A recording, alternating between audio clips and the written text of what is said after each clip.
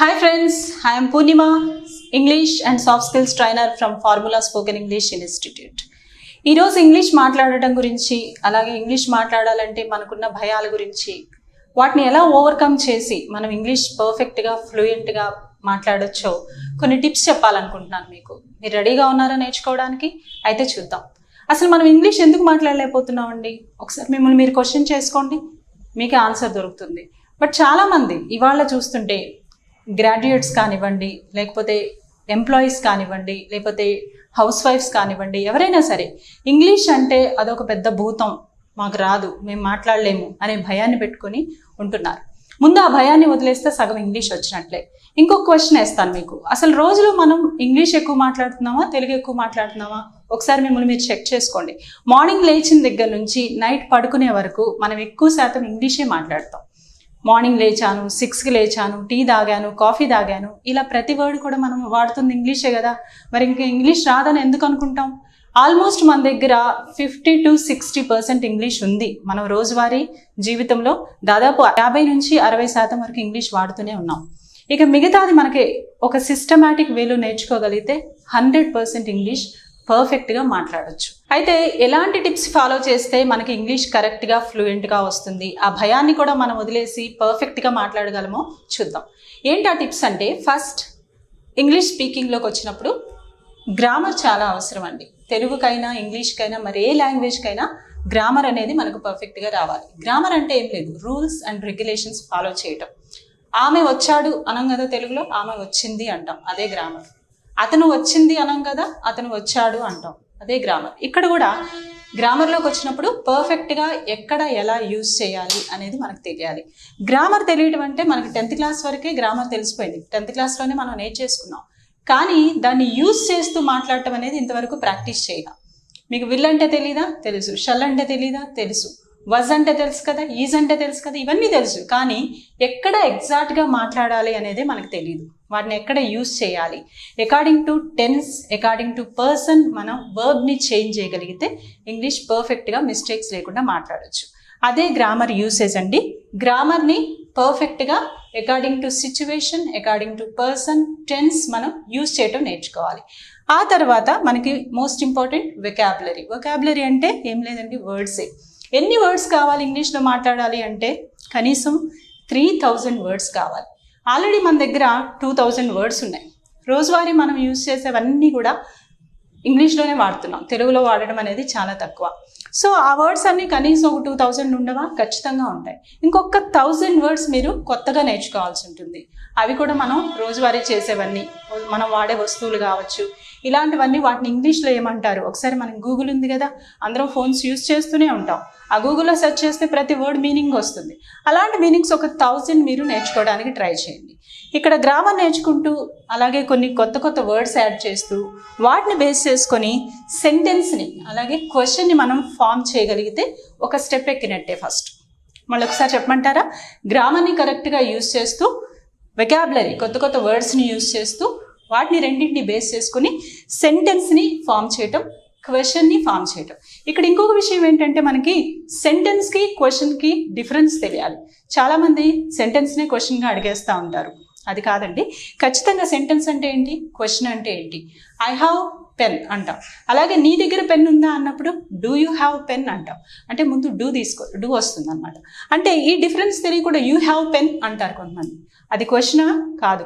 మనం అడిగే విధానం క్వశ్చన్లా ఉంది కానీ అది క్వశ్చన్ కాదు. ఖచ్చితంగా దాని ముందు డూ పెడితేనే అది క్వశ్చన్ అవుతుంది. కాబట్టి క్వశ్చన్ అంటే ఏంటి, సెంటెన్స్ ఏంటి, డిఫరెన్స్ తెలియాలి, వాటిని యూజ్ చేయడం కూడా మనకు అర్థం కావాలి. ఈ స్టెప్స్ ఫాలో చేస్తూ సిస్టమాటిక్గా మనం ప్రాక్టీస్ చేయగలిగితే, సిస్టమాటిక్ ప్రాక్టీస్ అంటే ఏంటో తెలుసా? మళ్ళీ క్వశ్చన్ని క్వశ్చన్లా ఆడటం, ఆన్సర్ని ఆన్సర్లా చెప్పడం, ఇది సిస్టమాటిక్ ప్రాక్టీస్ అంటారు. అదేవిధంగా ఆ క్వశ్చన్ని ప్రొలాంగ్ చేసుకుంటూ వెళ్ళడం. ఒక క్వశ్చన్ వేసి ఒక ఆన్సర్ దగ్గర ఆగిపోతే మనం ఎక్కువసేపు మాట్లాడలేము. అదే ఇంకా ప్రొలాంగ్ చేస్తూ రిలేటెడ్ క్వశ్చన్స్ వేయగలిగాం అనుకోండి. Do you have pen? Yes, I have pen. Which pen do you have? I have a Parker pen. అంటే ఇలా 1 by 1 క్వశ్చన్స్ మనం ప్రొలాంగ్ చేసుకుంటూ దాన్ని ముందుకు తీసుకెళ్ళగలిగితే అదే కాన్వర్సేషన్ అవుతుంది. ఈ స్టెప్స్ మనం సింపుల్గా ఫాలో చేస్తూ మన ఎదుటి ఎవరైతే ఉన్నారో వాళ్ళతో మాట్లాడటం, ప్రాక్టీస్ చేయటం ఇంట్లోనే మొదలైంది. ఈజీగా ఇంగ్లీష్ వస్తుంది. కాన్వర్జేషన్ ఎలా చేయాలి అనుకుంటున్నారా? మాట్లాడాలి అంటే ఒక క్వశ్చన్ ఒక ఆన్సర్తో సరిపోదు, దాన్ని మనం ప్రొలాంగ్ చేయటం తెలియాలి. తెలుగులో చూడండి, ఎక్కడికి వెళ్ళావు, ఎప్పుడు వెళ్ళావు, ఎందుకు వెళ్ళావు, ఎవరితో వెళ్ళావు, ఇన్ని క్వశ్చన్స్ వేస్తాం. నిన్న నేను సినిమాకి వెళ్ళాను అని ఎవరన్నా అంటే, అవునా, ఏ సినిమాకి వెళ్ళావు, ఎవరితో కలిసి వెళ్ళావు, ఏ థియేటర్కి వెళ్ళావు, సినిమా ఎలా ఉంది, ఇన్ని క్వశ్చన్స్ వేయకుండా ఉండం కదా మనం. అలాగే ఇంగ్లీష్లో కూడా ట్రై చేయండి. చూద్దామా కాన్వర్జేషన్ ఎలా చేయాలో, లేకపోతే క్వశ్చన్స్ అండ్ ఆన్సర్స్ ఎలా ప్రొలాంగ్ చేసుకోవాలో చూద్దాం. హ్యావ్ అనేది మీకు తెలుసు కదా, హ్యావ్ అంటే ఏంటండి? కలిగి ఉండడం. ఒక చిన్న కాన్వర్జేషన్ హ్యావ్ మీద. ఒకవేళ మీరు ఎవరికన్నా నీకు కారు ఉందా అని అడగాలంటే, ఇవాళ జనరల్ క్వశ్చన్ కదా, నీకు మొబైల్ ఉందా, నీకు కార్ ఉందా, నీకు బైక్ ఉందా, ఇలా అడుగుతూ ఉంటాం. So do you have car, do అనేది ముందుకు వస్తే క్వశ్చన్ అయిపోయింది.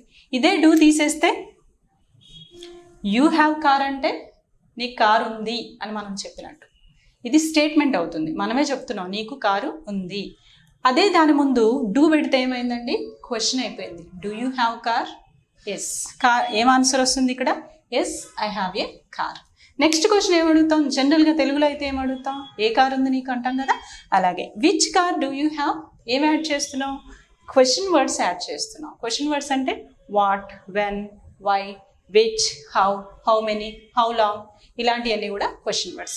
అవి జస్ట్ ముందు ఏ క్వశ్చన్ అయితే ఉందో దాని ముందు యాడ్ చేసుకుంటూ వెళ్తే అదే కాన్వర్సేషన్ అవుతుంది. డూ యూ హ్యావ్ కార్ తర్వాత నెక్స్ట్ క్వశ్చన్ ఏం అడుగుతాం? జనరల్గా తెలుగులో ఫస్ట్ మనం తెలుగులో ఆలోచిద్దాం. తెలుగులో ఊహించుకోండి, ఇది అడుగుతా కదా, నెక్స్ట్ దాన్ని ఇంగ్లీష్లో ట్రై చేయండి. అంటే which car do you have? I have a Swift car. Next question ఏమడుగుతావు? అవునా, ఏ కలర్ కార్ ఉంది? ఎస్, అక్కడికే వద్దాం. Which colour car do you have? ఏం అడుగుతున్నావు? ఐ హ్యావ్ ఏ, ఆన్సర్ ఏమని చెప్తాం? I have a red colour car లేదా I have a black colour car. Next ఎన్ని కార్లు ఉన్నాయి నీకు? అదొకటేనా, ఇంకా ఎక్కువ ఉన్నాయా? సో అడగొచ్చు కదా ఆ క్వశ్చన్ కూడా. So how many cars do you have? ఎన్ని కార్లు ఉన్నాయి? ఒకటే ఉంది. I have only one car. అయితే నీకు బైక్ లేదా? తెలుగులో ఇలా అడుగుతాం కదా. ఇంగ్లీష్లో ఏం అడగాలి? డూ బదులు క్వశ్చన్లోనే నెగిటివ్ తీసుకొచ్చి don't you have bike? I don't have bike లేదా ఐ హ్యావ్ బైక్ ఆల్సో. ఇదే కాన్వర్జేషన్. దీన్ని ఇంకా ప్రొలాంగ్ చేసుకోవచ్చు కదా, నీకు ఇంకా బైక్ ఎందుకు లేదు, why don't you have bike. So ఇలా మనం వన్ క్వశ్చన్ తర్వాత ఇంకొక క్వశ్చన్ని ప్రొలాంగ్ చేసుకుంటూ వెళ్ళగలిగితే కాన్వర్జేషన్ ఈజీ అవుతుంది. ఈరోజు మీరు ఇంట్లో ఎవరితో ఉన్నారో వాళ్ళతో ఒకసారి ఇదే కాన్వర్జేషన్ ట్రై చేయండి. ఇంకా కొన్ని కొత్తగా క్వశ్చన్స్ యాడ్ చేస్తూ కొత్తగా ఆన్సర్స్ చేస్తూ చేయగలుగుతారు. సో మళ్ళొకసారి చూడండి, ఈ క్వశ్చన్ వర్డ్స్ని యాడ్ చేస్తూ మనం క్వశ్చన్ అండ్ ఆన్సర్ని ప్రొలాంగ్ చేసుకోగలిగితే కాన్వర్జేషన్ అనేది ఈజీగా వస్తుంది. మీరు ఇంగ్లీష్లో మాట్లాడాలి అనుకునే ప్రతి వర్డ్ని ముందు, ప్రతి సెంటెన్స్ని ముందు తెలుగులో ఊహించుకోండి. ఏం క్వశ్చన్, ఇదైతే నేను ఏ క్వశ్చన్ వేస్తాను, అదే క్వశ్చన్ మళ్ళీ మనం ఇంగ్లీష్లో ఎలా ట్రాన్స్లేట్ చేసుకోవాలి. గ్రామటికల్ మిస్టేక్స్ లేకుండా ముందు స్టేట్మెంట్ని అలాగే క్వశ్చన్ని కూడా ఫ్రేమ్ చేసుకొని దాన్ని మనం ప్రాక్టీస్లో పెట్టగలిగితే ఇంగ్లీష్ మాట్లాడటం చాలా ఈజీగా ఉంటుందండి. ఇప్పుడు ఇది చూస్తుంటే మీకు కష్టంగా అనిపిస్తుందా అండి? ఇంగ్లీష్ కాన్వర్జేషన్ చేయడం కష్టం అనిపించిందా? లేదు, చాలా ఈజీ. నిజం చెప్పాలంటే తెలుగు కంటే ఈజీ. కాకపోతే తెలుగు మనం చిన్నప్పటి నుంచి నేర్చుకున్నాం, అది మదర్ టంగ్ కాబట్టి అది ఈజీగా అనిపించింది. కానీ తెలుగు కంటే ఇంగ్లీష్ చాలా చాలా ఈజీగా వస్తుంది. ఇప్పుడు మీరు ఇది ఫ్రేమ్ చేయటం ఎంత ఈజీగా ఉందో ఇంకో కాన్వర్జేషన్ చేయటం కూడా అంతే ఈజీ. మీరు ఏమీ భయపడకుండా ఈరోజే ఇదే హ్యావ్ని ఉపయోగిస్తూ ఇంకొక క్వశ్చన్ని ఇంకొక ఆన్సర్ అంటే ఒక కాన్వర్జేషన్ ఫ్రేమ్ చేయడానికి ట్రై చేయండి. అలాగే మీ ఇంట్లో ఎవరున్నా సరే సిగ్గుపడకుండా భయపడకుండా వాళ్ళని కూడా కూర్చోబెట్టి వాళ్ళతో కాన్వర్జేషన్ చేయడానికి ప్రయత్నించండి. ఖచ్చితంగా మీకు ఇంగ్లీష్ చాలా ఫ్లూయెంట్గా వస్తుంది. ఇంకా ఇంగ్లీష్ గురించి టిప్స్ ఎలా మాట్లాడాలో వాటి గురించిన వివరాలు తెలుసుకోవాలనుకుంటే నెక్స్ట్ వీడియో ఖచ్చితంగా చూడండి.